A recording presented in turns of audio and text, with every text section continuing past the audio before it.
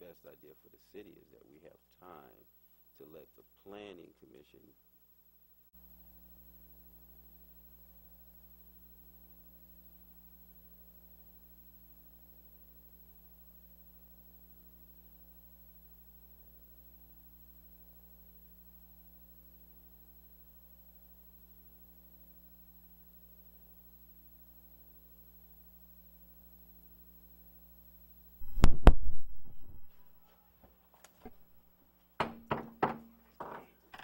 The City of Riverbank Regular City Council and Local Redevelopment Authority meeting is now in session. Today is October 28th, 2014.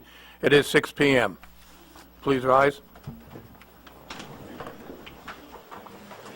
I pledge allegiance to the flag of the United States of America and to the republic for which it stands, one nation, under God, indivisible, with liberty and justice for all. Do we have anyone from the ministerial staff? Please be seated. Roll call, please. Council Authority Member Janine Tucker. Here. Council Authority Member Leanne Jones-Cruz. Here. Council Authority Member Darlene Barber Martinez. Here. Vice Mayor Chair Cal Campbell. Here. Mayor Chair Richard D. O'Brien. Here. Conflict of interest. Any council or authority member or staff who has a direct conflict of interest on any scheduled agenda items to be considered is to declare their conflict at this time. Seeing none, presentations have been removed and we're going to go directly to public comments. Before we start, there has been discussions recently on some items which has not been agendized and will most likely not be on the agenda. I'd like to address them briefly before we take public comment. I have complete faith in the City of Riverbank staff who are working within such constraints that the city can ill afford to perform extra duties without imposing the fees designed to compensate for those additional tasks. For example, when a bill is not paid on time, either by neglect or by design, extra tasks are required to collect the payments. Each additional task requires additional fees.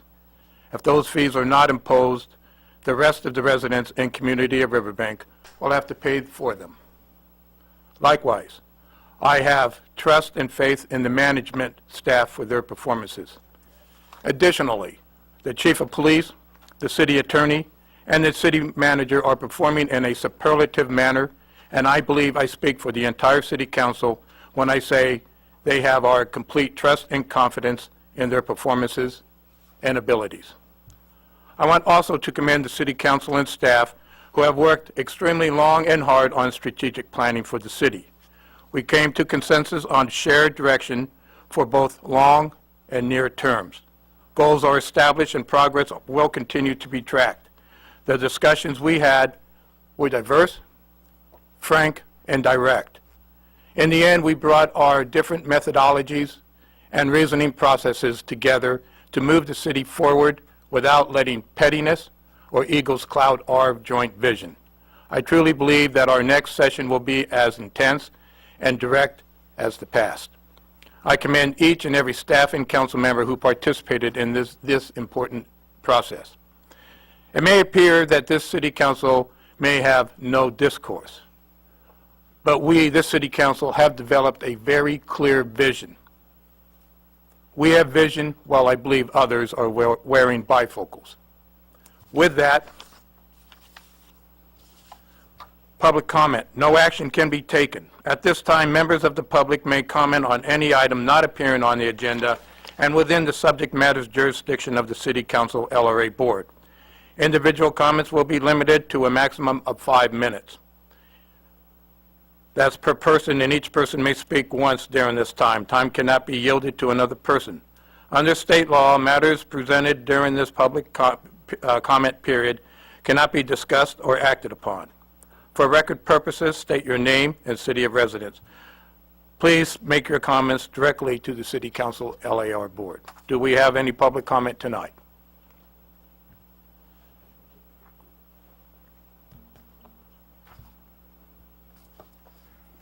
Thank you, Mayor. I'm John Foley, Riverbank resident. Been here the last 3 city council meetings. I got an issue about the way the people are getting their water turned off. 6 weeks ago, I read you something I looked up on Google, and the California utility rules state that California Utility Rule 8, Section 3, that the utility will make a reasonable attempt to contact an adult person on residential customer's premises by telephone or in person at least 24 hours prior to any disconnection of service. Except that when the telephone or personal contact cannot be established, the utility shall post in a conspicuous location at the premises a notice of discontinuance of service at least 48 hours prior to discontinuation. Rule 11, Section C, says that where service has been disconnected for non-payment of bills, the utility may charge $25 for reconnection during regular business hours and $40 for reconnection during any other business hours. Civil Code 5650 allows a late charge not to exceed 10% of the delinquent assessment, or $10, whichever is greater. Access to adequate water supply and healthful water is a basic necessity for human life. On September 25th, Governor Jerry Brown signed into law Assembly Bill 685 to ensure universal access to clean water. The bill statutorily recognizes that every human being has the right to clean, affordable, and accessible water for human consumption, cooking, and sanitary purposes. Under AB 685, all relevant state agencies have an ongoing obligation to consider human rights to water in executing policy, budgetary, and programmatic duties. I brought this to your attention 6 weeks ago, and I asked that you immediately review this, the way that you're billing people and shutting their water off. I've contacted each of you personally by telephone and in person. I've asked at every city council meeting since that it would be put on the agenda. And I'm assuming that you were referring to me when you made your little talk before this 5 minutes started. But as late as today, I heard that nothing's been done. It's still being reviewed, and nobody's doing anything. I'd like somebody to give me a telephone call and tell me where we're at with this, because I'm really upset that I've asked you 3 times now. This will be the 4th, and I'm not seeing any action. So please contact me later. The 10% late fee, I don't know of any other utilities that charge 10%. That's pretty steep. I don't know that we need to be charging 10%, and to charge somebody $50 seems exorbitant to turn their water on, especially if they didn't get a bill and they didn't know that their water was going to be shut off. Thank you. Any further public comment?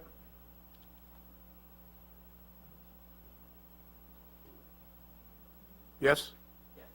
Well, let's come forward, please.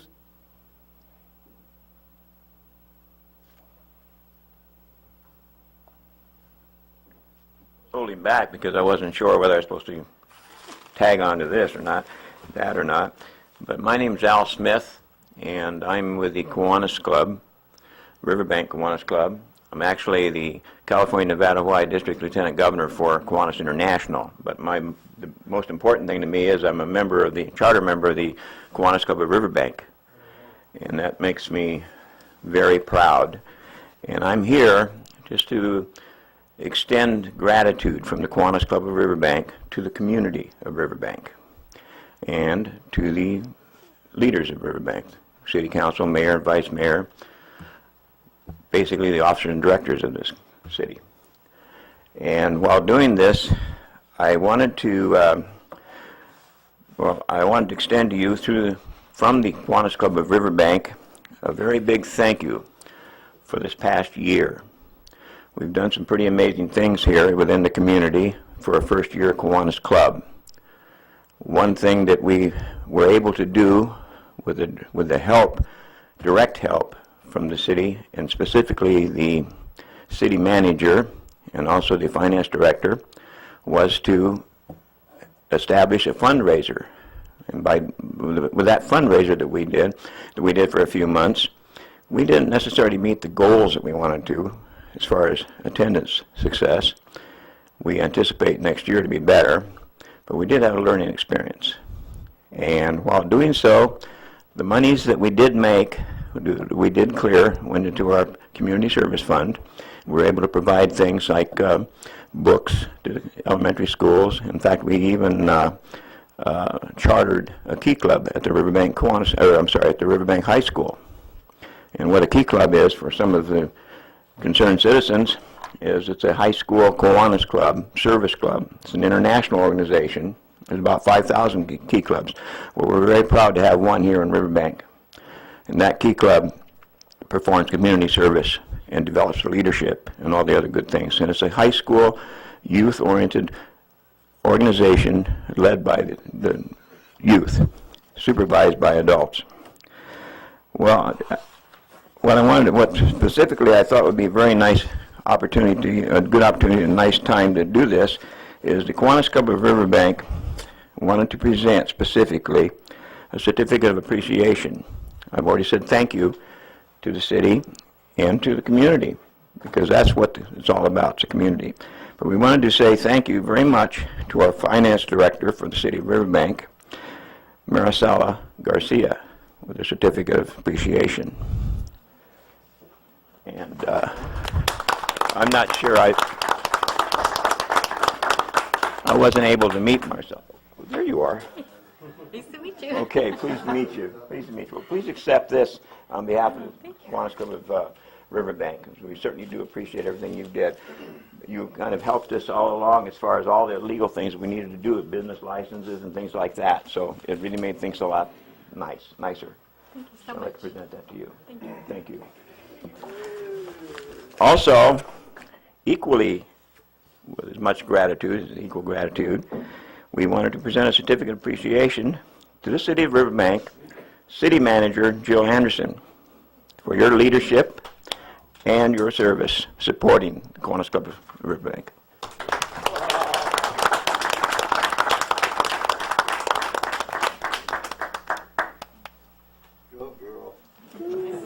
So thank you very much on behalf of the Kiwanis Club of Riverbank.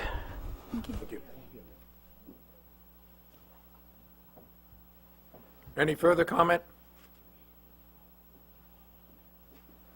Seeing none, I bring it back to the council for item 3, consent calendar, consisting of item 3A, waive reading, item 3B, approval of September 23rd, 2014, City Council and Local Redevelopment Authority minutes.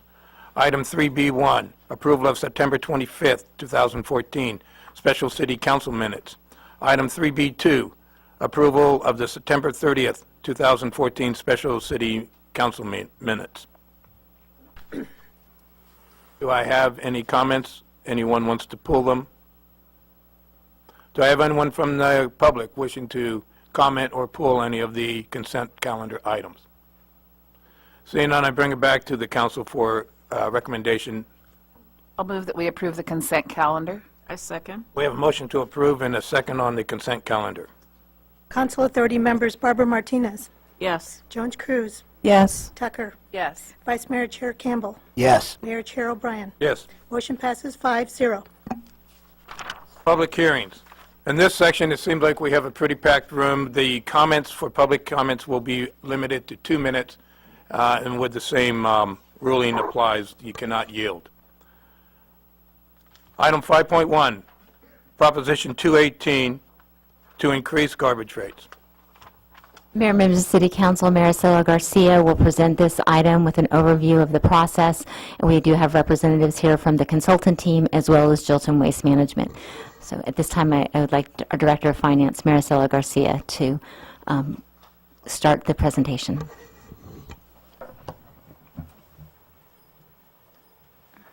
Just say okay. I think it told me that too.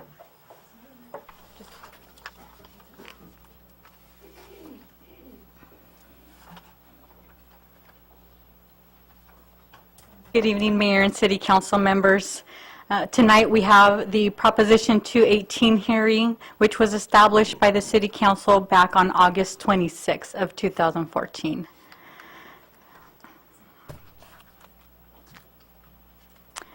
Just to give you a brief overview of my presentation tonight, we'll go through some background regarding the solid waste rate proposal, a solid waste rate study presentation by our consultants, Bartle Wells Associates, a discussion regarding the proposed franchise agreement with Jilton Solid Waste that has been included for your consideration tonight, as well as our recommendation. Some background, Jilton Solid Waste Management has been providing services to the City of Riverbank for well over 37 years. Our most recent solid waste agreement began on July 1st of 2003 and expired on July 1st, 2011. Our contract renewal discussions began back in February of 2013 and was followed up with a presentation by Jilton to our City Council on April of 2013. In March of 2014, Legal Counsel provided us a presentation regarding Proposition 218. It stated that under Proposition 218, it requires voter approval of local tax levies and the implementation of assessment and property-related fee reforms. As a property-related fee, increases in our solid waste rates are subject to the Prop 218 process. And this also states that a 45-day protest period must be provided to all of our property owners prior to the adoption of our rates. In August 26, we established the protest hearing, which began the 45-day protest period.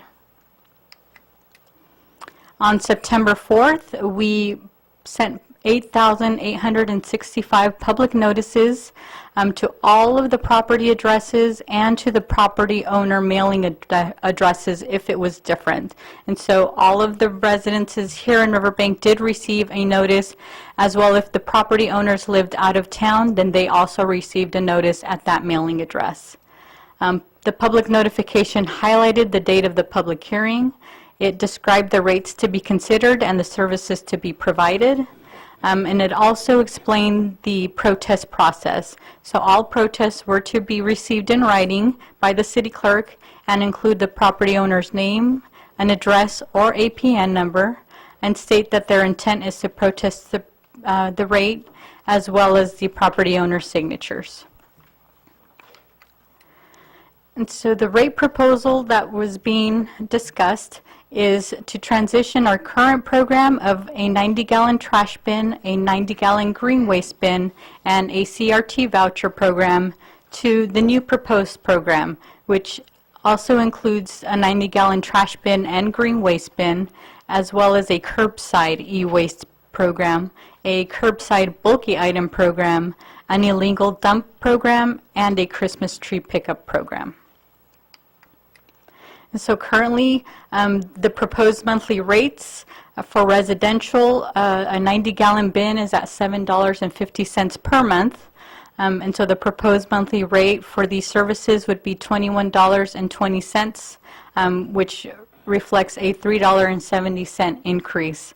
And so there's a subsequent increase to our residential 30-gallon bins of $3.32. For our senior, low-income senior and disabled rates, we have a $3.21 increase per month.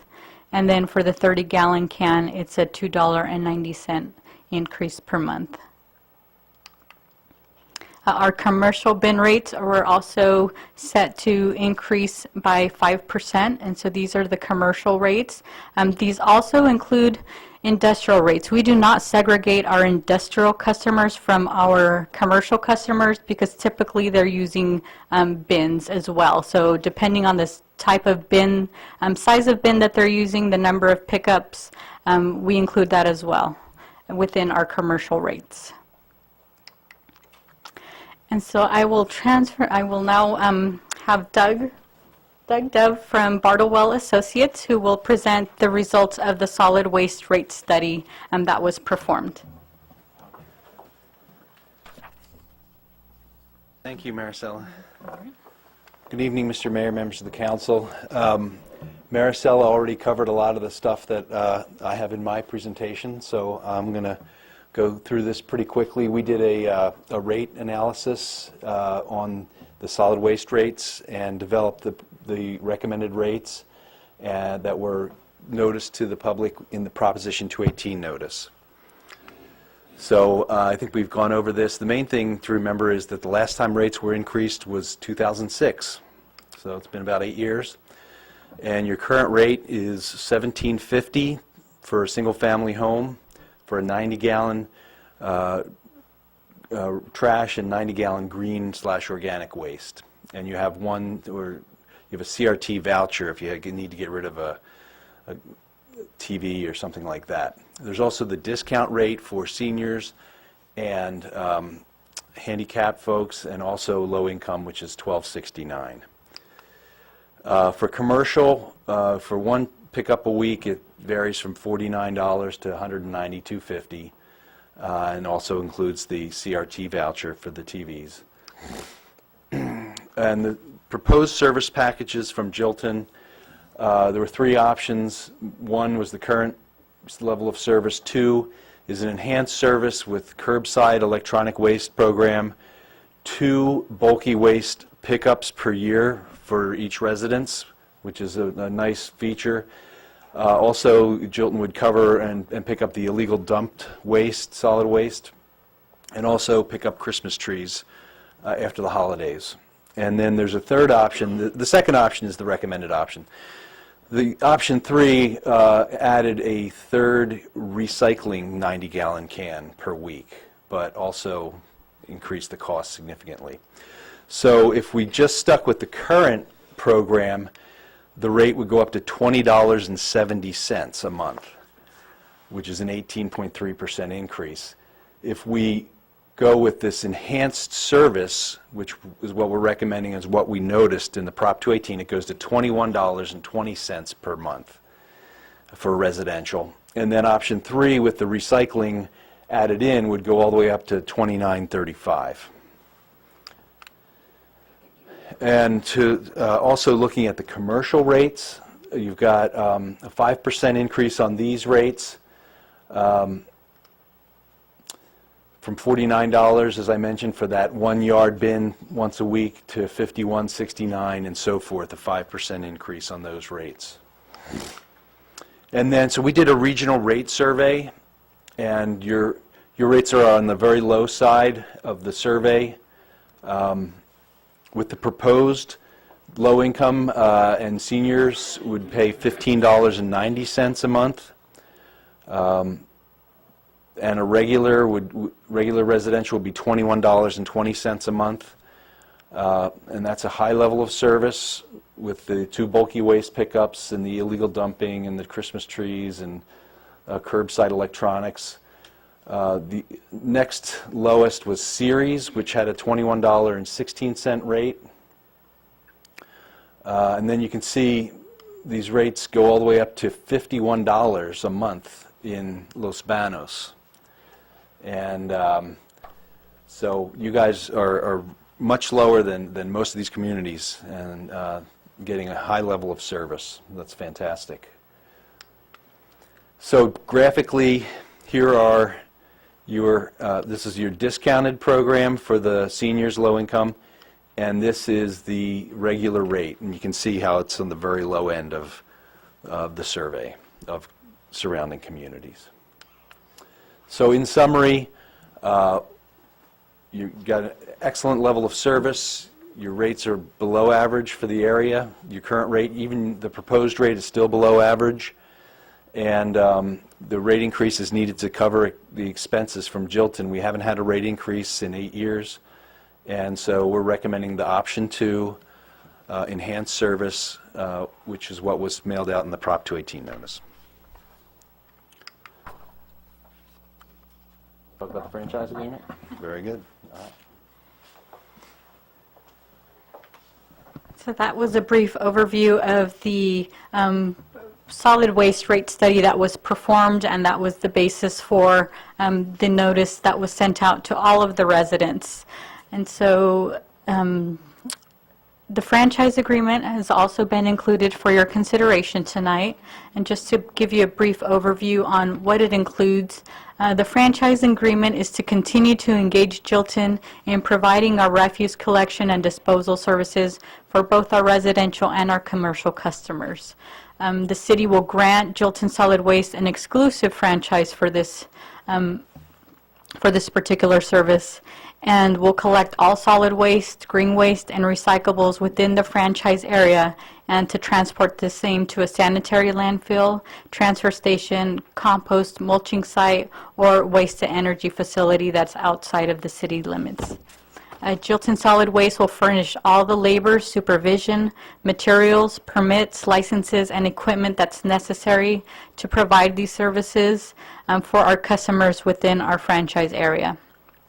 And Jilton will continue to assist the city in meeting its AB 939 and AB 341 requirements for our commercial customers. Some of the terms within the agreement include a 5-year agreement to expire in 2019. In years 2 through 5, the city will adjust the maximum charges made to customers to reflect an annual CPI increase of no more than 2.5% per year. And so these adjustments will not exceed that particular amount. And they will be based off the All Urban Consumers CPI, which is published by the U.S. Department of Labor. The adjustment will become effective on the anniversary of the effective date of the agreement and be based on the previous 12 months index analysis from May to April. And so part of what the city will do is also provide notice to all of the residents regarding this potential increase that will be occurring 1 year after the effective date of the agreement. The city will retain 12.85% of the gross revenues from the residential accounts, and the collector shall pay the city 15% of the gross revenues from the commercial accounts for the services provided. And within 90 days after the commencement of our agreement, Jilton will then become responsible for directly billing our commercial customers. So currently that's a service that's provided within our staff, and so we will be transitioning that to Jilton Solid Waste. And so our recommendation for tonight is to open the Proposition 218 public hearing and receive written protests to the proposed rates. And second is to adopt a resolution that would accept and close the Proposition 218 public notification. And so there were 2 resolutions that were included within your report. Resolution A would be to close the public notification and protest process, and also with the receipt of less than a majority of the protest votes. So we would need to receive at least 50% plus 1 in order for that to be more than a majority. And then Resolution B would be to close the 218 process with the receipt of a majority vote, as declared by the city clerk. Contingent upon those results, the City Council does have the opportunity to adopt a resolution approving the proposed solid waste rates, and we would recommend that these rates become effective as of November 1st, and then authorize the city manager to execute the franchise agreement with Jilton Solid Waste.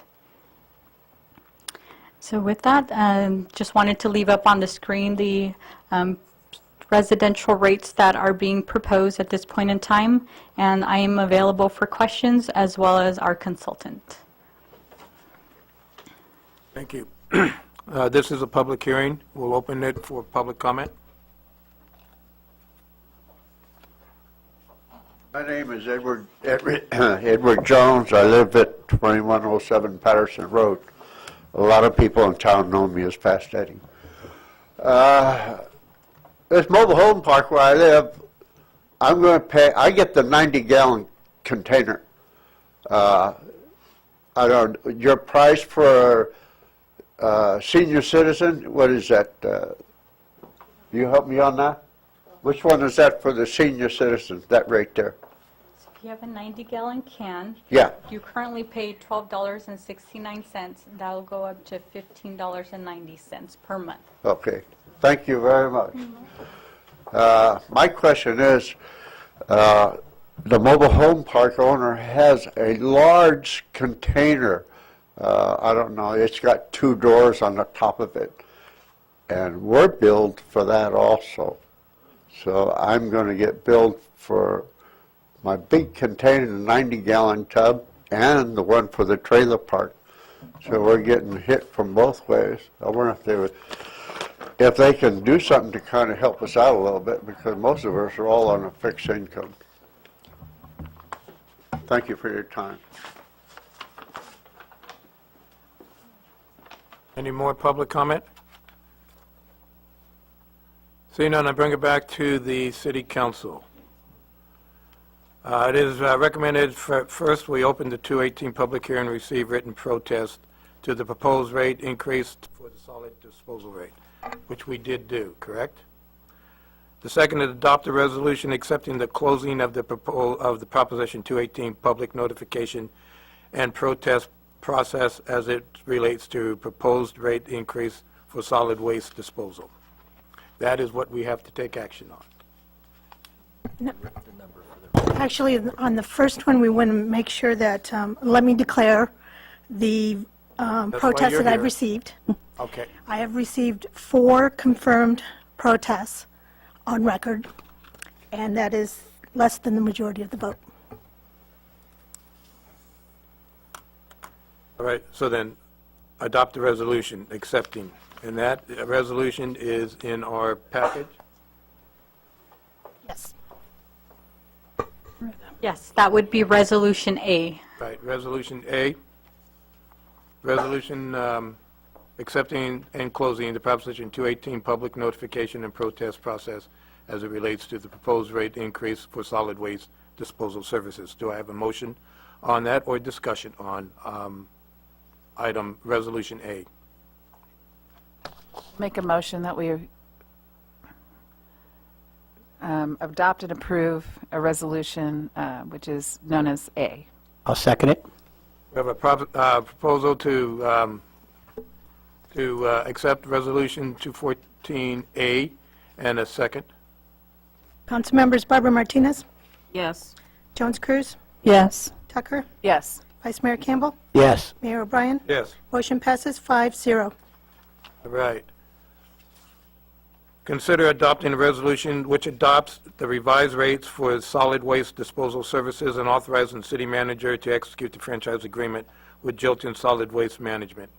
And that is Resolution 214 blank B. Do I have discussion or a motion on Resolution 214 blank B? Mayor, the resolution blank B is actually was an option in the event that we received a majority of protest votes. There is a separate resolution regarding the franchise agreement, which is past that. And if you'd like, I can read the title, which is a resolution of the City Council of the City of Riverbank adopting the revised Okay, rates. got it. Okay. So it's a resolution of the City Council of the City of Riverbank adopting the revised rates for solid waste disposal services and authorizing the city manager to execute the franchise agreement with Jilton Solid Waste Management, Inc. I'll make a motion that we accept that resolution. I'll second it. We have a motion to approve the resolution and a second. Councilmembers Barbara Martinez, Yes. Jones Cruz, Yes. Tucker, Yes. Vice Mayor Campbell, Yes. Mayor O'Brien. Yes. Motion passes 5-0. And then the last one, the 27-page resolution, franchise agreement. Do we have to go through that? Done that. We've done that, so that's it.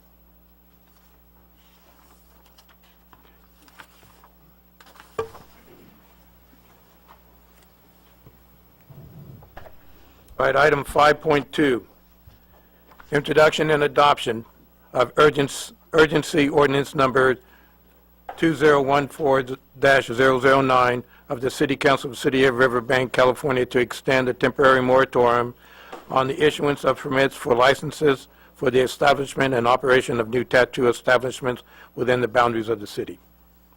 Mayor, members of the City Council, John Anderson, the city's Contract Community Development Director, will present this item, which is a continuation of the discussion regarding a moratorium on tattoo establishments.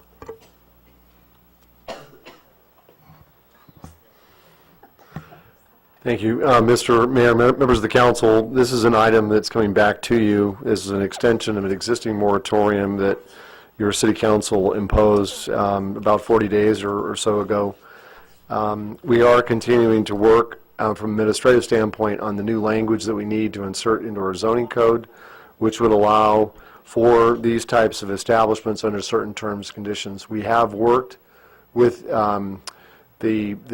at least one vendor, in fact, he's in the audience today, to establish rules and procedures under which he would be able to operate as instructed by council. We basically have this ordinance coming back to you because it is intended under state law to extend the moratorium for an additional 10 months. I think it's been asked, will it take us 10 months to do the ordinance? I would suggest probably not. We're very close to getting it finished at this point. Ordinances, by their very nature, take quite a bit of time in that there's notices that have to be published. Folks have to have the opportunity to participate in the process. And an ordinance has to go through at least 2 different city council discussions, one of which is a public hearing. So it's very difficult to get that all accomplished in a 45-day period. So definitely need the more time, which is what this is all about. There's been quite a bit of press in the paper about tattoo establishments, but I think for the most part, it's a use that our 1967 zoning code, quite frankly, doesn't really deal with. So that's what this provides us an opportunity to get in there and to deal with it appropriately, so we can be open for businesses and allow folks like Daniel Friedman to move forward with his operation as well as others. So.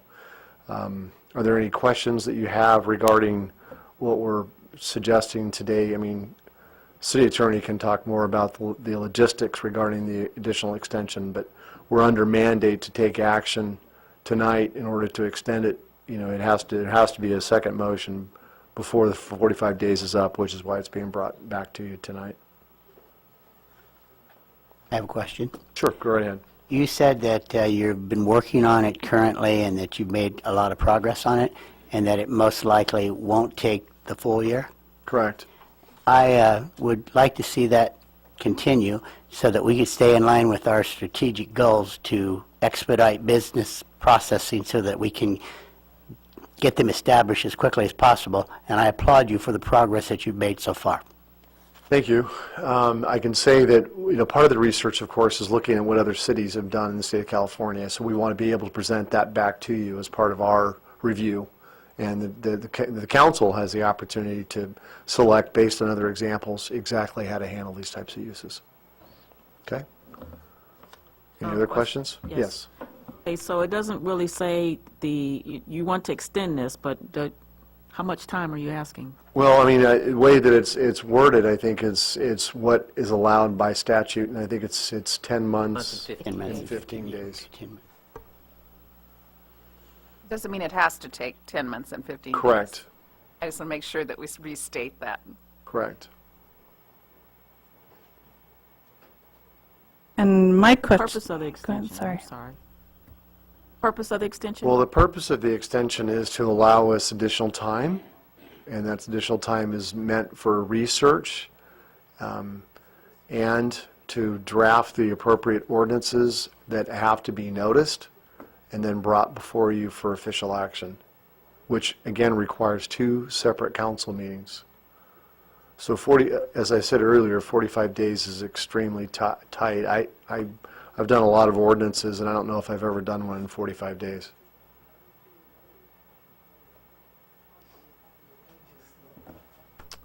I'm the one that asked you earlier about the whole 10-month thing, and I think I'm kind of struggling with that. I had no problem voting on the moratorium for 45 days to get things in order, but it just feels like 10 months is a long time. I understand there might be some things going on, but You can certainly make it shorter. That's your option as council. kind of struggling with that a little bit. I'd like to suggest 6 months. I mean, Let's hear from the public, and then we'll come back and discuss that. All right. Are there any other questions regarding what I presented so far? Doesn't sound like it. Okay.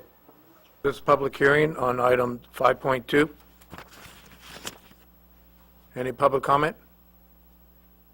Seeing none, I'll bring it back to the city council.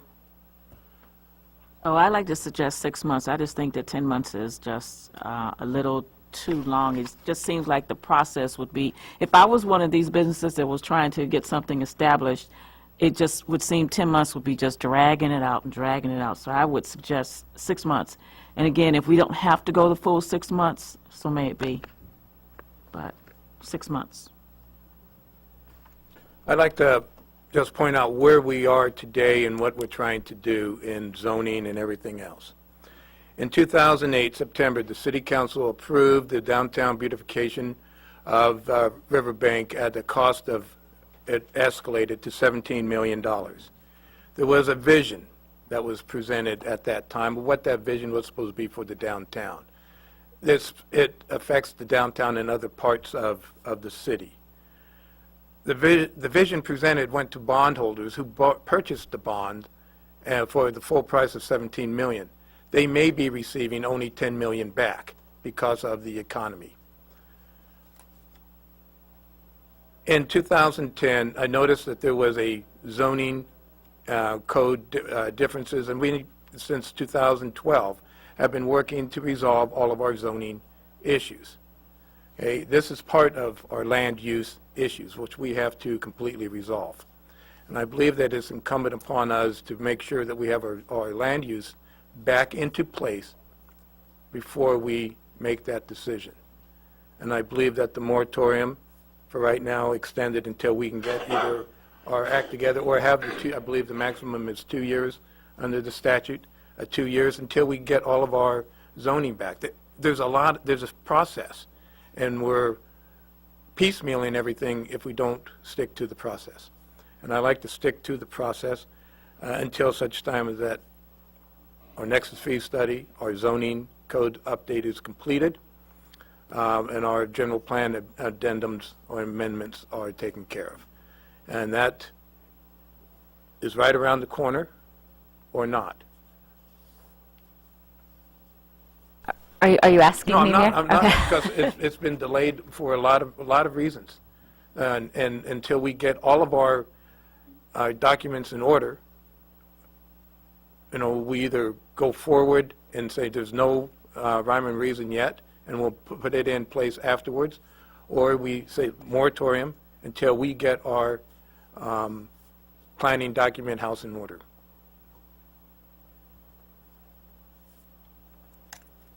So I would like to stick to the original scheme and go forward from there.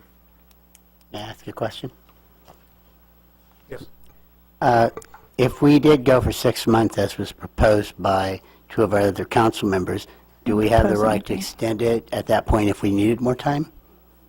That's what I was looking at here, actually, when that idea came up, and I just need another second to look at that.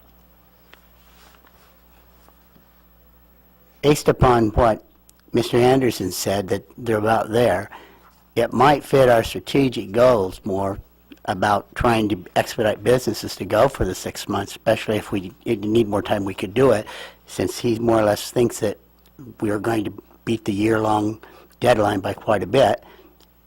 I would possibly go along with the other two council members in going for the 6 months. Hopefully we can extend it. Can you find that out for us, Tom? I just want to make it real clear. I was asking about the 10 months. I didn't say that I was for 6 months at all. So I just want to make sure that that's clear before we go any further. But I'm struggling with this a little bit because I can feel some frustration from some of our folks. And they're, when you hear moratorium, you think you're like, no, you're saying no to business in here. And I want to make sure it's real clear that that's not what we're saying. But I'm kind of frustrated because I felt like we had 45 days to get this figured out, and so I feel like I'm kind of stuck in a quandary because I feel really strongly about our strategic plan, and I feel that one of the things that we are working really, really hard at, and I know all of you are going to agree with me, is that we expedite business, and we are saying we want business downtown. You hear that right and left. And then the message that I think we're sending by putting on moratoriums is that, yeah, we want business, we want business, we want business, but oh, we'll wait. And I'm not saying that that's exactly what's going on here, but I'm saying that that feels like that. And so I'm kind of struggling with that piece myself, because I think we really need to send a clear message. If we are going to promote business and we want to expedite business, this doesn't feel like it's expediting business. Sorry, this is shutting down on me and didn't want it to. So I'm struggling with that a little bit. And yes, I am fully aware that there are measures that we have to take, and I'm fully aware that it takes time, and I'm fully aware that there's processes. But we put the moratorium, and we voted last time to have a moratorium for 45 days so we could get some of those things taken care of. And having this come forward with 10 months on here, I'm really struggling with that piece. So I just wanted to put that out there. I just want to ask, how long is our strategic goals that we're going out for? 3 years. Mm-hmm. And that's what we're trying to accomplish within that Understand. 3-year period. It takes more than I understand. a short period of time. Mayor and Council, I would agree that the moratoriums are not expediting business. They are reflective of the state of our planning documents. As Mr. Anderson has communicated, these were done in 1967. There hasn't been a comprehensive update. And this is a city that suffered dramatically through the recession, and we are still rebuilding our foundation. One of the things that we've talked about in our strategic planning sessions is one way for us to be business friendly is to create standard parameters for business to operate in. And so that's why we've been working to try and get our this downtown specific plan worked on. We've been looking at general plan amendments to help facilitate development, and it has been a challenging process with a small staff, a small administrative staff. So with that, I do appreciate the frustration, and I hear the frustration, and that you want to see this get done faster. And I will tell you, we will do what we can to get these done faster. The dilemma is that we also want to, when we have an opportunity to revisit an issue, is to do it properly. And because of the laws that we have to work on, and the constraints, and making sure that we do the public process publicly, this was done just a little over a month ago. You can't even get an ordinance in place to do that. And we have been focusing the time on working with developing the agreements for those business owners that were given exceptions. And so we believe that effort and that dialogue, which has been very respectful, I give high marks to Daniel Friedman for the way he has engaged the city, the way he has participated in the public process. It is a good example of how you can move forward. But it is a challenge to try and make 2014 business situations work based on an old code. So I do understand your frustration, and we will work to expedite it to the degree that we can.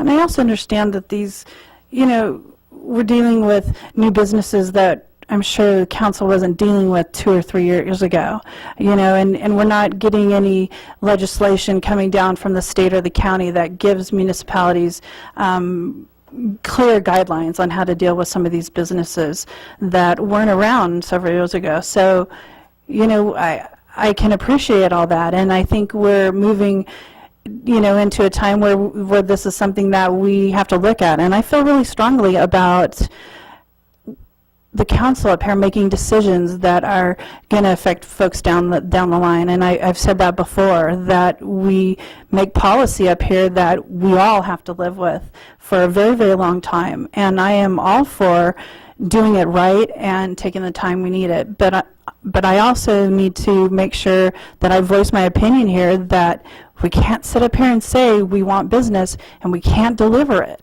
And I know that all takes time, but I feel really strongly about that. I really do. And please don't think that I haven't studied or read some of this stuff, and I might be the new one up here, but I take this very seriously. And a little bit frustrated with the situation.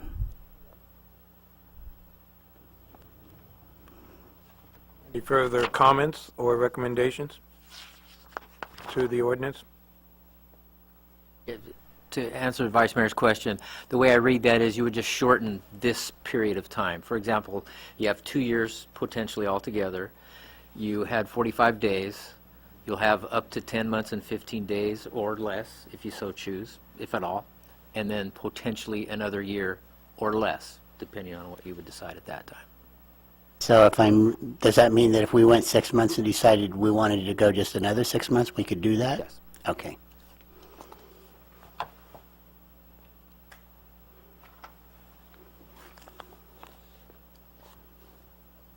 So does that mean that the 45 days is totally eliminated now at this point, or? It's in addition to. It's in addition to? Right. Okay. So then if something can be resolved where we can move forward within 45 days, we can do that?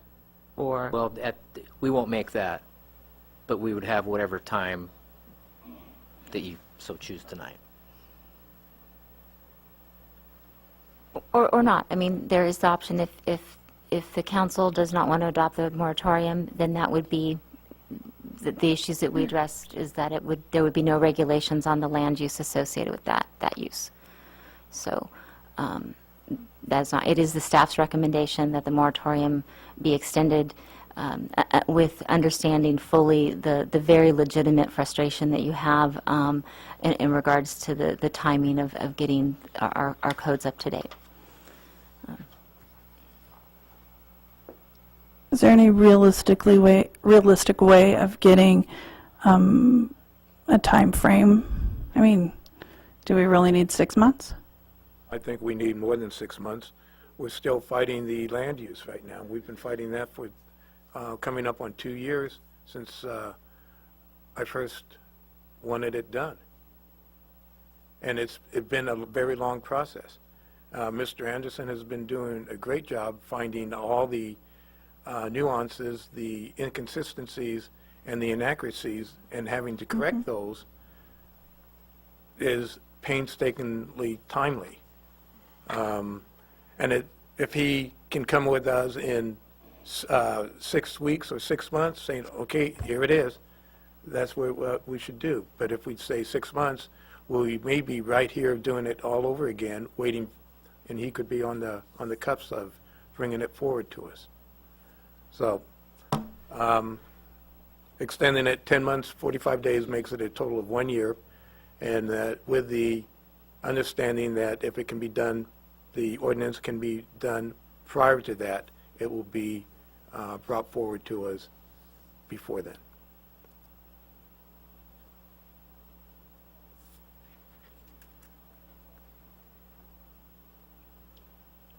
Well, I still feel that I understand that we're working toward our strategic goals over a 3-year period, but we have to start working toward them, and we have to start the steps to do that. Personally, I'm more comfortable with going to 6 months, and if we have to extend it, I realize it means a little more work on our part, but I think it's sending a message to these businesses that we are trying to expedite things, as we've talked about many times, and taking that step.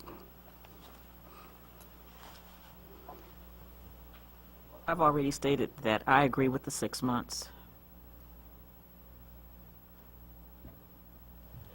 Is that 6 months beyond the 45 days? 6 months beyond the 45 days I believe it's 6 months from today. today? Yes. You'll be working during the holidays. Let me relieve a little bit of stress and strain here. I mean, the reality is this matter will have to go to the Planning Commission and then to the City Council twice.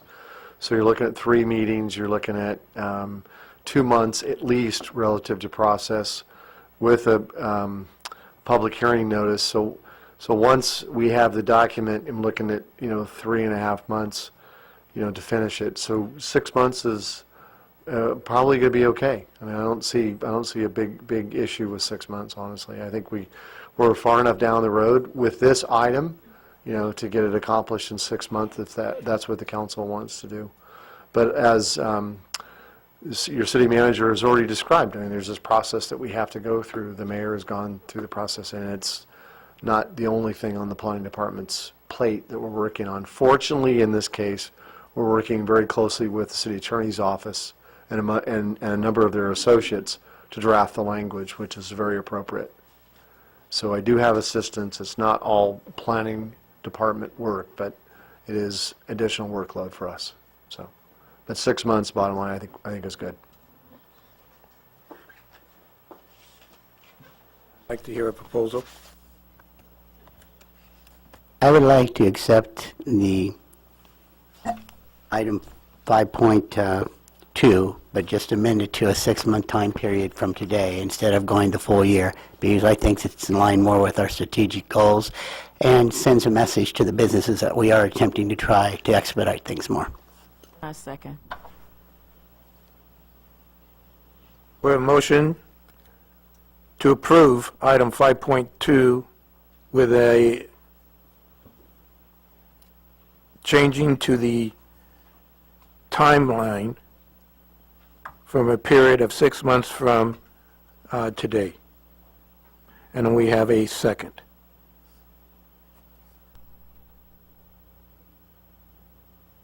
Council members Barbara Martinez, Yes. Jones Cruz, Yes. Tucker, Yes. Vice Mayor Campbell, Yes. Mayor O'Brien. No. Motion passes 4-1.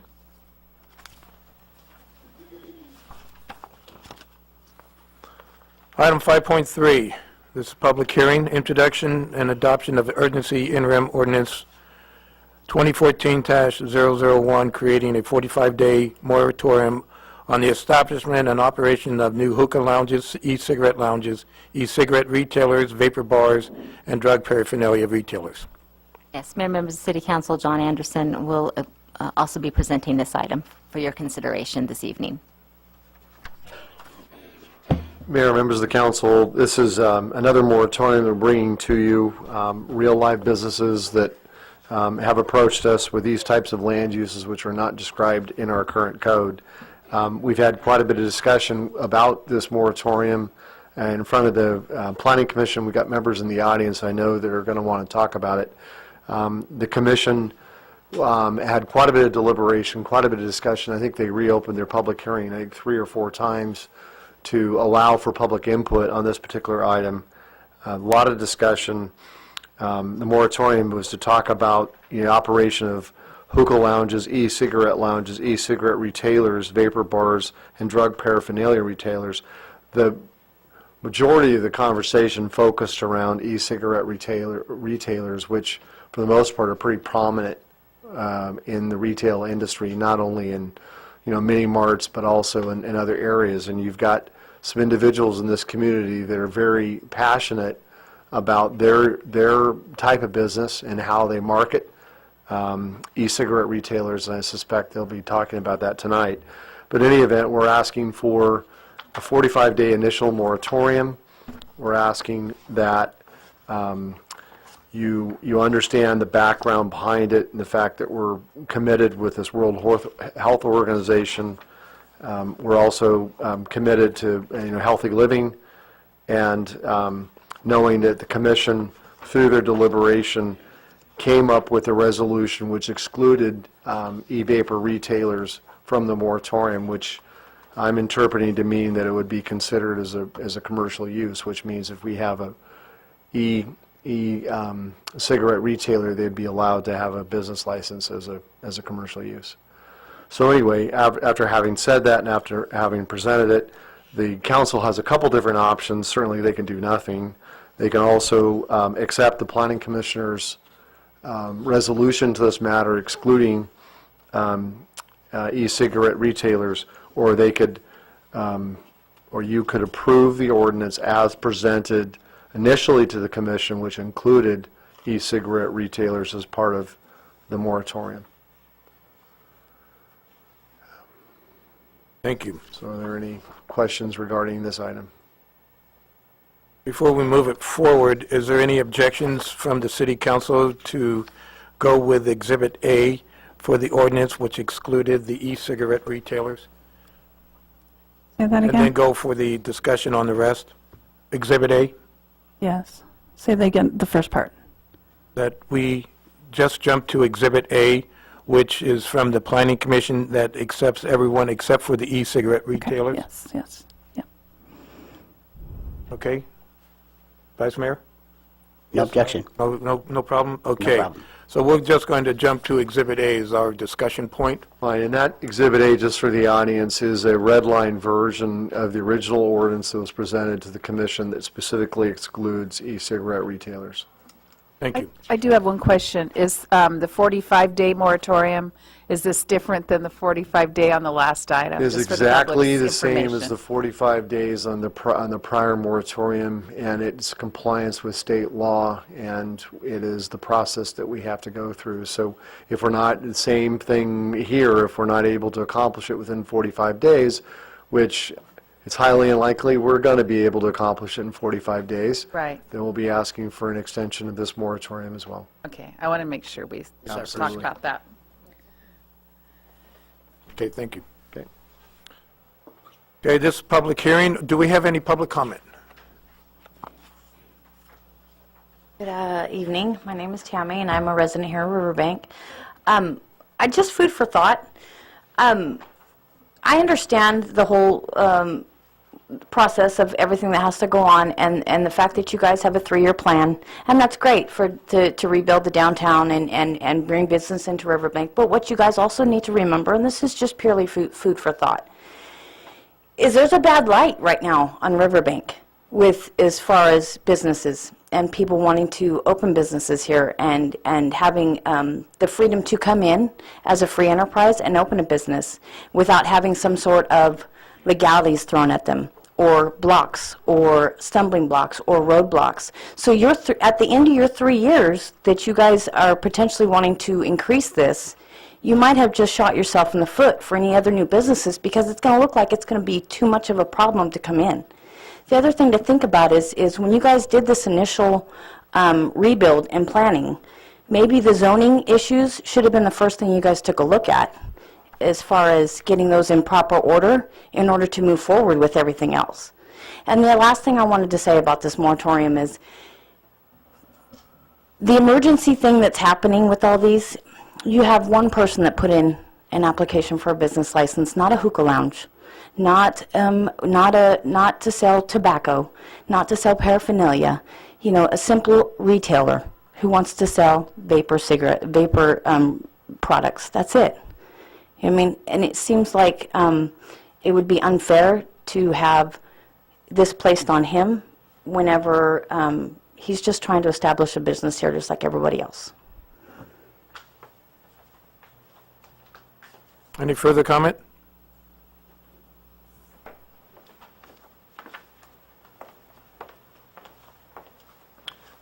Hi, my name is Greg Heck. I live in Modesto. For clarification, do I get 2 minutes or 5? 2 minutes? All right, thank you. I was a smoker for 28 years. I'm no longer a smoker, thanks to the retailer sitting behind me.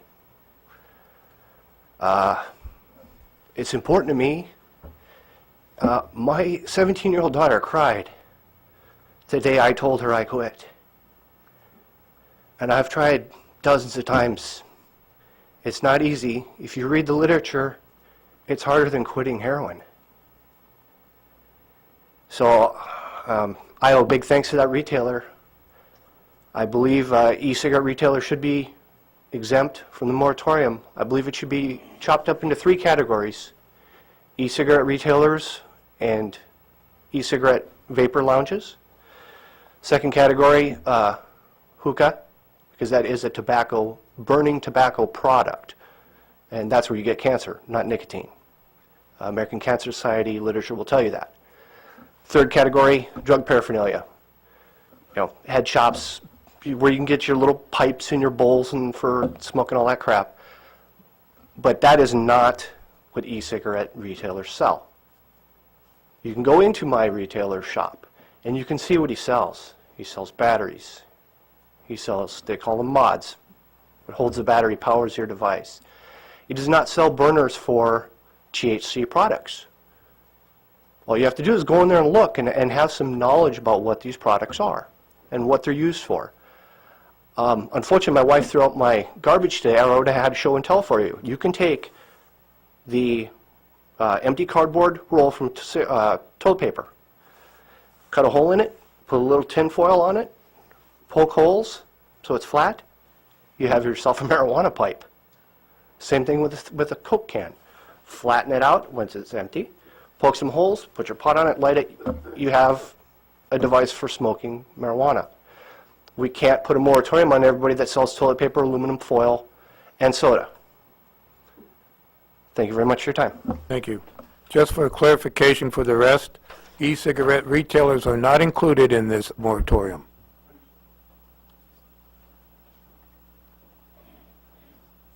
Any further public comment? My name's Daniel Friedman. I live in Riverbank. I think you guys should just drop this whole thing. You've shown at least twice since I've opened a business down here that you can do an urgency interim ordinance on anything. I don't know if in fact there's hookah lounges, vapor bars, drug paraphernalia. You can go right down to Ray's Mart and buy a crack pipe if you want already in Riverbank, so I don't know why anybody would want to do that again, but I think you should just drop the whole thing. And if someone wants to open a hookah lounge, then you can start up another emergency moratorium on that, and it's shown that you can stall somebody for a minimum of 45 days up to 6 months or a year. That's all I have. Thank you. Any further comment? Robert West, Modesto, California. I am the one with the application pending still. I appreciate the fact that you are going to allow e-cig retailers to happen. They're already happening. I don't know if you guys know that, but they're being sold here. They're being sold in Stop and Save, gas stations, supermarkets. But they're being sold without any knowledge of what they're selling. They're just selling them. They don't have anybody that sits down, teaches them how to use it, how to be courteous with the equipment, and you know, all the aspect of it, how to judge their nicotine level. I've been doing it since 2009. I've started in 2007. So I will be a beneficial part of your society if you allow me into it. I understand you are trying to beautifies Riverbank, and you've been doing it for 3 years, or it's your 3-year plan, but I've been talking to a lot of people, and they're being a little scared of what's going on here. I mean, you want businesses, you have to allow businesses. You're going to have to allow change. You're going to have to allow new things. You cannot deny new things. I mean, new things are happening. Things change. People get old. New things happen. I learn new things every day from my son, who's 15 years old. I do not run from him. I do not get scared of it. I encourage it and learn about it. My concern is your 45-day moratorium. I mean, it's obviously a fact. Nothing happens in 45 days here. He needs now 10 months? 10 months and 15 days. It's going to add up. In that 6 months, it's going to be another 6 months. It's going to be another 6 months. It's just going to happen, and you're going to drive people away who are here to help the city get back on its toes, to make some money, to put some businesses down. I mean, I was here for the Wine and Cheese Festival, and everybody I talked to were like, wow, this is empty. There's nothing here. You've got businesses sitting out there empty, no matter how much the owner of that building puts paint on it and decorates it and flowers around it. It's still empty. So it's time for you guys to figure out something to speed these along, and when something new comes out, research it right then and there. Look it up. If you Google something about e-cigarettes and vapors, I ask you, when you look at the Google, to read the comments section, because a lot of this mismarketing, tobacco paid, pharmaceutical paid, fear-mongering stuff is what it is. And if you go into the comment sections of anything you read, you will find thousands of replies of how it's helped people. Thank you. Any further comment? Seeing none, I bring it back to the council. I want to remind the council that we are doing Exhibit A, which excludes the e-cigarette retailer, but it does include hookah lounges, e-cigarette lounges, vapor bars, and drug paraphernalia retailers. Although I do know that you can buy drug paraphernalia throughout the city. I do know you can make it. There's a lot of things that what we're trying to do is again, with land use and how we can best regulate as a city. I do agree that we should have looked at the general plan more closely when we approved it, or when the city council approved it in 2009. The specific plan, downtown specific plan, had to jive, but it did not, and we're doing that now. I don't believe that we are scared or in fear of anything other than we need to control what we have. I'm asking the council for comments and/or recommendations. I think some of my comments have already been stated in the previous one. Feel the same way about this one. Well, I do feel that we need time to create ordinances, and I listened to what the gentleman said about why weren't these zoning things taken care of in the past. That was overlooked by other councils. Now they're here, and we are trying to deal with them.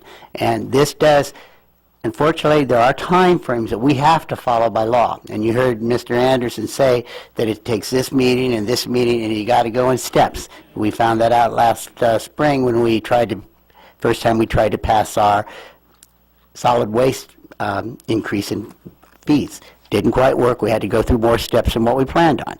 Fortunately, we have to heed those laws. So, because this is a new item on the agenda, I would support giving the 45-day moratorium so we can get our zoning laws, look at it, and try to bring things up to snuff where they should have been brought many years ago. So was that a motion? I'll make a motion to do that.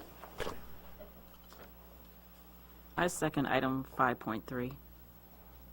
We have a motion to approve item 5.3 and a second. Just for the record, that's Exhibit A with... With Exhibit A with, yes. Councilmembers Barbara Martinez, Yes. Jones Cruz, No. Tucker, Yes. Vice Mayor Campbell, Yes. Mayor O'Brien. Yes. Motion passes 4-1.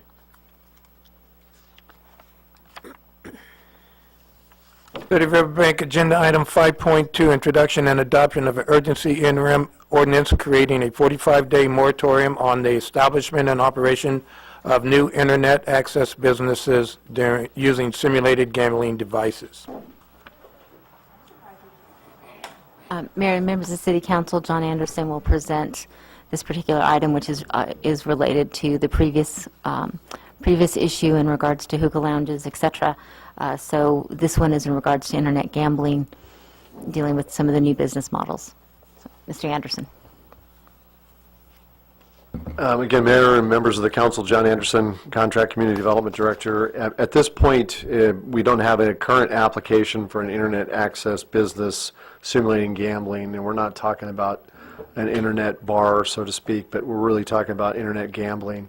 But it is becoming a bigger and bigger use in other cities, so we're trying to anticipate that application. And while we're going through these ordinances cleanups, not holding one up as opposed to another, we felt it was appropriate to bring this one forward to you as well. Which is good, which means I don't have someone that's sitting in the audience anticipating some kind of decision on whether or not we're going to impose such a moratorium. But the reality is that we do need to address it within our ordinance code. This moratorium allows us the opportunity to do that in time. Will we do it in 45 days? I would wager a guess that the answer is going to be no. Or we're going to need more time than that, yes. And we will be coming back to you and asking for more time. But at this point, you know, it is an issue that's coming up not only in this area, but also in the state of California. So we feel it's appropriate for us to get a handle on it now, as opposed to later on down the line. Aren't those illegal already? They are, but there are... Still pop up. They still pop up, and there are, what do I want to say, loopholes in the law that allow them to operate in certain terms and conditions. So this affords us the opportunity to work with Chief Kiley and others to develop criteria that's appropriate for the city of Riverbank based on the experiences of other jurisdictions. I have a question. You can still clean up ordinances and we can fix the problems that we have with or without a moratorium. Isn't that correct? We most certainly can. Okay, thank We you. most certainly can. The reason why you want the moratorium is what? It is a way for us to resolve it now and be able to deal with an applicant if they were to come forward to us and be able to let them know that, you know, our ordinance code doesn't address it, number one, and because it doesn't address it, we can't issue you a business license because we're going through this ordinance change. If they're operating illegally, would they come to you for asking for a Well, the business reality license? is if they're operating illegally, they probably wouldn't come to us at all for a business Right. license, right? Yep. But technically, what you're saying is, if we granted this to get started again, we would be closing the loopholes that are there if some of these businesses did illegally come, so that we can legally go through the process of saying you're not meeting That's right. county, state, and now city codes. That's exactly right. Mr. Anderson, can you explain the timing? This first off is 45 days, that's standard, then you tack on a different amount of time, usually 10 months and 15 days. Again, all this is controlled by state law, and as you deal with these moratoriums, and the initial time frame is the 45 days. The second time frame is the 10 months and 15 days, which gets you to the year. And I guess the way that's written is the third option, or the third portion of this moratorium is an additional year, up to 2 years total. And then afterwards... And that's all prescribed by state law, so. Then afterwards, you either accept the ban or you Eliminate the moratorium. eliminate the moratorium. Correct. And the good thing about having the moratorium is if there is a business that does want to open and they get impatient because we're not passing it, if we have the moratorium, we have illegal grounds until we get our house in order, not to grant it. And that's got to be recognized. That's exactly right. That's exactly right. That's for all three of our ordinances so far. Okay, this is a public hearing. Do I have public comment? Seeing none, I bring it back to the city council for further discussion and/or recommendation. I have a question. This term moratorium seems to be a term that is looked at as something that's negative, or maybe it's a new term that most people haven't heard of. So I'm asking, is this something new, something different? It's been out there for a long time, or... Certainly, we're not the first city to put moratoriums in place. No, that's right. It's been out there for a long time, but it's frankly been these new, unique businesses that have brought it to the fore. It's been there. We have other building moratoriums, that sometimes have been put in place, but it's these new types of businesses that have brought it to the forefront. So are other cities using a different term other than moratorium? I'm not aware of anybody calling anything different. It just seems that word moratorium just is a negative word recently. Yeah, it's really a timeout, in effect. Mm. It's not a ban. City Attorney makes a good point, maybe going to the implications like we're proposing a ban on the businesses, and that is not the case. We are proposing a temporary stay to give us some time to develop the regulations. A timeout is a good way of describing it. I would add that this is a discussion that actually started back in the early summer with some of the moratoriums in regards to hookah lounges, et cetera, in the summer when there was a discussion about e-cigarettes, and as those were coming to fruition. As was indicated earlier, we do have an e-cigarette retailer application that is pending. We do not have any applications, as far as I'm aware of, for any of the other uses. But it is, because we are taking these all at one time, we want to take through there, look at them, and hopefully get these resolved, so in the event that we do, we can deal with them appropriately. One thing that all of you, I think, are aware of that may not be for the public is that when you grant a land use, And that's what these are. These are land use issues, is that stays with the use. It goes from ownership to ownership, it goes from business to business. So unless there is a discontinuation of a use, it remains. So that's why land use issues are, as you all know, so serious, is because the laws that govern them, you don't have a lot of opportunity to go back and correct it, which is good because we want to make sure the businesses have certainty as well. So it's a balance. I think we need to get started so we can get some of these things resolved. So, like it or not, it's here. And this is probably, even though we don't like the term, the best way to start the process to deal with it. So I'd like to make a motion that we pass item 5.4. Second. We have a motion to approve item 5.4 and a second, which is a 45-day moratorium on new internet access business using simulated gambling devices. Councilmembers Barbara Martinez, Yes. Jones Cruz, No. Tucker, Yes. Vice Mayor Campbell, Yes. Mayor O'Brien. Yes. Motion passes 4-1. Item 5.5, expenditure of supplemental law enforcement services fund. Yes, Mayor, members of the City Council, Chief Kiley will present the report on this item.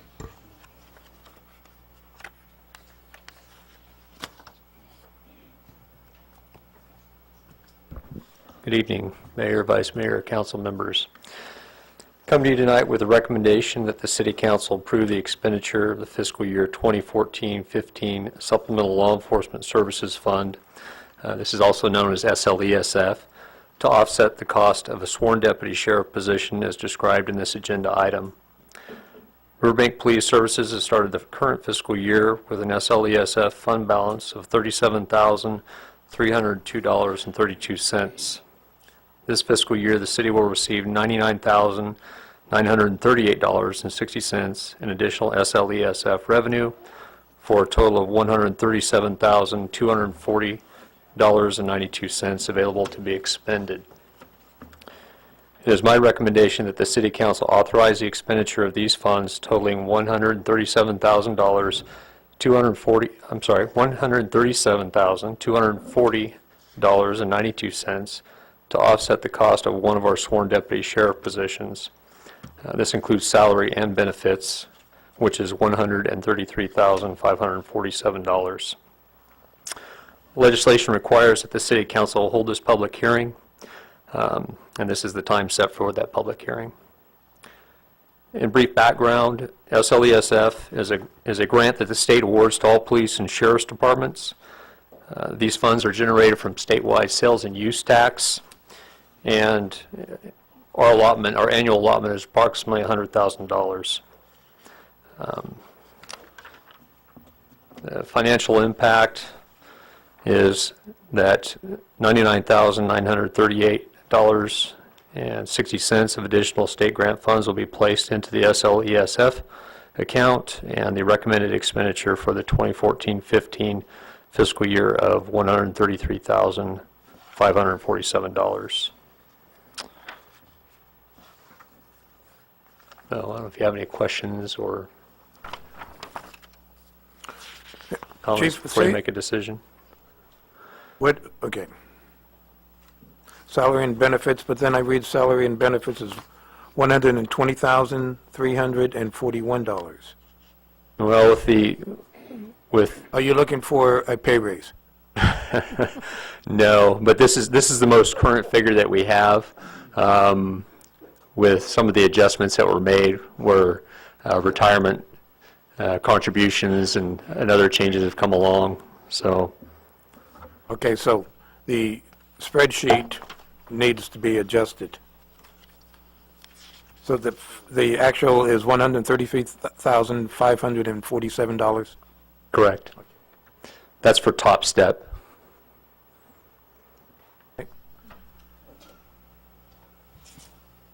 We're opening public hearing for this, correct? And then do we close the public hearing? Okay, thank you, Chief. Okay, this is a public hearing. I'm open for public comments on item 5.5, expenditure of supplemental law enforcement services fund. Do I have any public comment? I see none. I bring it back to the council. I make a motion that we approve item 5.5. I'll second. We have a motion to approve item 5.5 in a second. Councilmembers Barbara Martinez, Yes. Jones Cruz, Yes. Tucker, Yes. Vice Mayor Campbell, Yes. Mayor O'Brien. Yes. Motion passes 5-0. Item 6.1, consider petition from Silgan Containers Manufacturing to waive water, wastewater, and storm drain system development fees. Yes, Mayor, members of the City Council, the discussion on the development fee waiver request will be presented by our Director of Finance, Maricela Garcia.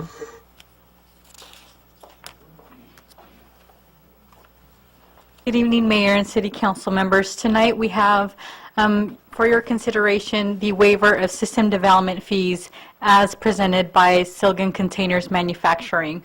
Currently, we do not have an administrative process for which to consider these waivers. That is something that we are looking at through our new Nexus fee study update that's being presented, and that will be brought forward to the City Council for consideration. Just to give a brief presentation, we'll just go over briefly what our system development fees are, the request from Silgan Containers Manufacturing, and the waiver request analysis that was performed by John Anderson and myself. So our system development fees are to provide adequate and constant method of financing the unfunded portions of our needed development costs for our systems throughout the city. They also promote the orderly and efficient expansion of these public improvements to meet the domestic and economic needs of the community. They ensure the continuation of necessary services, which include our police and general administrative services. And they also establish equitable methods for minimizing the public facility and service costs to the city that's associated with new development. And so our system development fees are charged to new construction, which includes the expansion of and/or the addition to an existing non-residential structure, and to mitigate the unfunded portion of the determined impact of the development. And so this was the key determining factor in assessing our system development fees to the proposed project by Silgan Containers. So on May 30th, they presented a building permit application for the construction of a 19,800 square foot detached metal building to be used solely for warehouse and storage space. Under building code regulations, they require that the building be equipped with a fire sprinkler system, which requires access to our city's water system. This project is classified as an expansion and/or addition to an existing non-residential structure, and so that is why it has been assessed system development fees. And so the fees that were assessed in total to Silgan Containers and that have been paid under protest were $147,094.20, and that included our streets and public works fees, water, wastewater, storm drain, police and general government. Sylvan fee waiver requests only addressed the wastewater, water, and storm drain. And so the reasons behind their fee waiver requests with regards to wastewater was that no restrooms would be included in the building because it is only used for storage. For water, no new hose bibs would be extended to the building for water usage.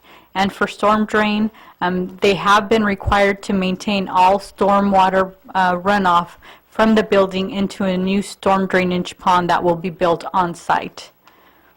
And so based on these factors that they have presented, both John Anderson, our Community Development Director, and myself, along with the City Manager, had a discussion regarding the feasibility of waiving these fees.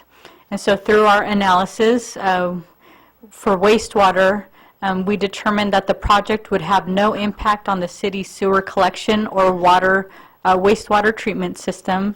As proposed, the expansion will not include a restroom facility and will not increase the number of employees that would be reporting to the operation. And there's no installation of new sewer lines which might connect to our system.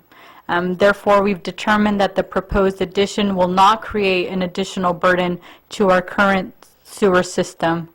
And so in that regard, staff cannot justify collecting the sewer impact fees for the building project as proposed and based on the circumstances that were presented by the applicant. With regards to storm drain, one of the conditions of the project was that the applicant maintain all of their stormwater runoff from the warehouse building on site. So a storm drainage pond will be constructed and designed to meet city standards, including complying with our low impact development standards and the new state MS4 requirements. Our project proponent will be required to maintain and monitor the storm drain, and the system will not rely on any connection to our public storm drainage system. The applicant also has sufficient space on the existing site to manage the expansion of the storm drainage basin in the event that there's a system failure. And so with those factors taken into consideration, staff cannot justify the collecting of the storm impact fees for the building as proposed. The third fee waiver request was for water, and due to the installation of a fire suppression or sprinkler system, the applicant will be required to have access to adequate fire flow and consistent public water supply. They will rely on the city's master water system and will therefore have an impact on our water system. And so at this time, staff does not support the waiver of the water system fee as proposed by the applicant. And so therefore, our recommendation for tonight is that the City Council consider approving the waiver request of the wastewater and storm drain fees and deny the waiver request of the water system development fees. If there's any questions, both John and myself are available. Are there any comments or questions? Is there any public comments or questions on item, what is it, 5.4, 6.1? Good evening. Thank you for your time. I'm Reggie Kazakian. I live in Linden, California, and I am the contractor and representing Silgan in this matter, and I just appreciate you taking the time to consider these waivers. In most of the municipalities we work in, when we don't impact the city structures, we usually have waivers on these fees. So I do appreciate you taking the time to consider this. Thank you. Sir, do you have any comments on the water impact fee? No, I agree with that. Thank you. Thank you. Any further public comment? Bring it back to the council to recommend a recommendation on item 6.1, supporting the staff analysis of waiving the fees on wastewater and stormwater, but not on water. I'll make a motion that we accept the staff recommendation to approve 6.1. I'll second it. We have a motion to approve item 6.1, accepting the staff recommendation to waive wastewater and stormwater, but not the water fees. Councilmembers Barbara Martinez. Yes.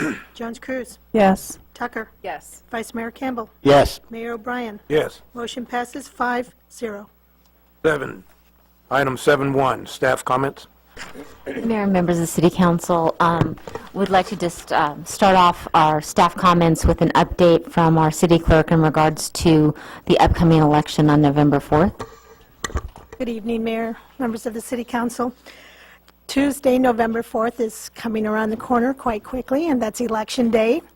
And we have the 2 seats up for election, which are currently held by Councilmember Campbell and Councilmember Jones Cruz.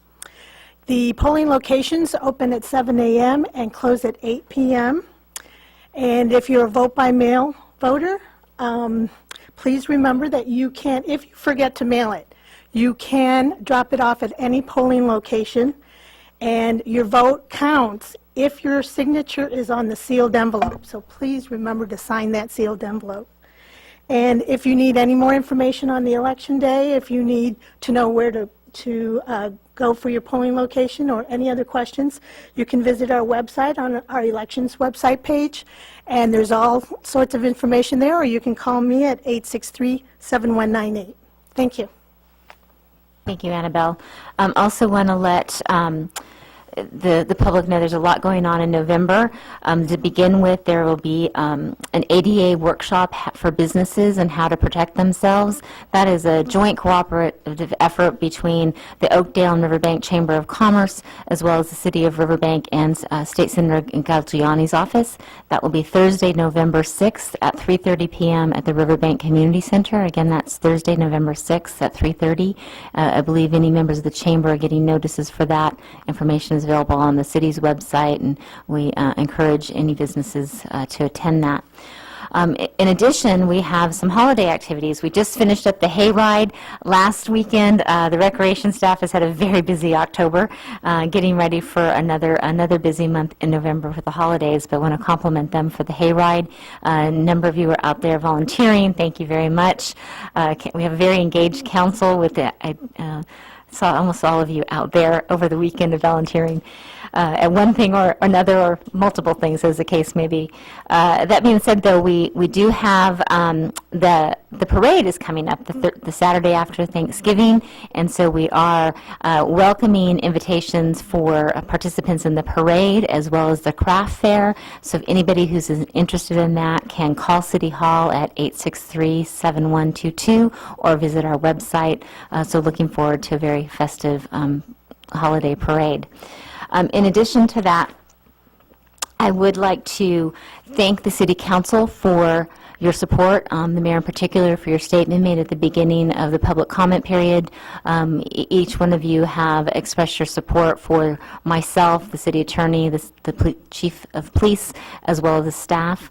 I want to thank you for that, and Mayor, thank you for making those comments both at the conclusion of the last meeting and the beginning of this meeting. I do appreciate it for myself as well as my colleagues and the staff of our city. So thank you very much for your support. I know I speak for all of us in that we very much appreciate the leadership that this body provides the City of Riverbank. Thank you. Council comments? Councilman Jones-Cruz? I don't have any others for tonight. Thank you.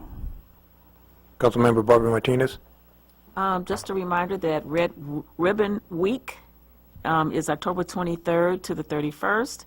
And it's important that we encourage kids at an early age to live a healthy and drug-free lifestyle. Council Member Campbell and I participated in the Great California Shakeout preparedness event, and it was a vital practice to ensure that we all know what to do in case we have an earthquake in our area. Last Friday was the Lights On After School program at the California Avenue School. A big thank you to all of the after-school workers who provided a safe place for our students and the vendors that participated with prizes, information, and healthy activities. And there were approximately 500 children that were there.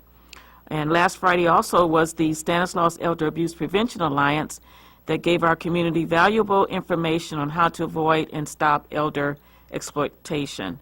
So thank you to all that attended and the vendors that helped make the event a success. Thank you.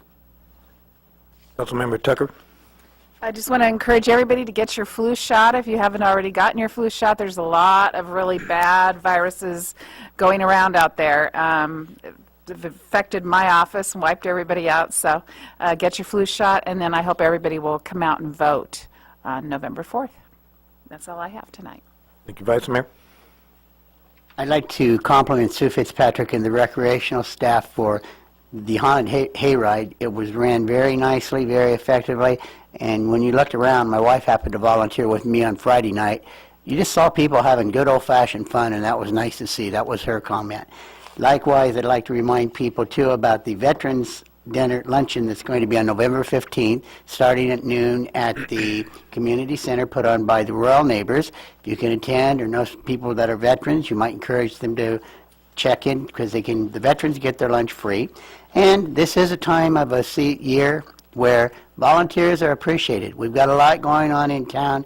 If you have spare moments or you have friends that have a spare moment, there's things they can do to help us out in this community.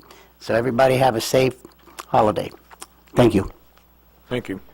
Just one quick comment. I know there's frustrations on a lot up here at the City Council on how fast the wheels of government turn. And for 2 years, we've been trying to do changes, trying to avoid what's happening now with the moratoriums. But again, everything has to be public, everything has to be done in a process, and it takes longer than a year to get significant changes in. It's been going on since February of 2013, and it's going to go on for another year or two before we get everything. So let's be patient and take that to heart. With that, we're going to go to item 8.1, which is closed session, conference with labor negotiators pursuant to Government Code 54957.6, agency representative Jill Anderson, city manager, employee organizations, Riverbank miscellaneous employees, Riverbank mid-management bargaining unit, Riverbank executive management. Before we go into closed session, is there anyone from the from the public wishing to comment on items 8.1? Seeing none, we're in closed session.